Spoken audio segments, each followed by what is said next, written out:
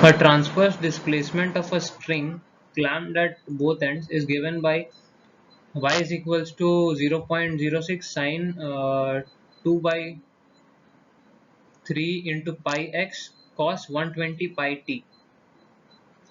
Answer the following. The length of the string is 1.5 meters and its mass is 3 into 10 to the power minus 2 kg. We have to answer the following. Does the function represent a traveling wave or a stationary wave? The given function is in the following form, that is 2a sine kx cos omega t, which is the general equation representing a stationary wave, and therefore the given function is a stationary wave. Interpret the wave as a superposition of two waves traveling in the opposite direction. What is the wavelength, frequency, and speed of each wave? We know that when two waves of the same amplitude, frequency, and wavelength traveling in opposite direction get superimposed, we get a stationary wave. Therefore, y1 is equals to a sine kx minus omega t, y2 is equals to a sine k omega t plus kx. y1 plus y2 would be a sine kx minus omega t plus a sine k kx plus omega t.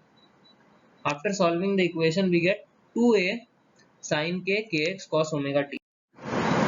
Comparing the given functions with the above equation, we get k is equals to 2 pi by 3. Therefore, lambda is equals lambda is equals to 2 pi by k. Therefore, lambda is equals to 3 meters. And the frequency angular velocity would be 120 pi, that is frequency is equals to omega by 2 pi, therefore frequency would be 60 hertz. The velocity is equals to frequency into lambda, that is 60 into 30, that is 180 meter per second.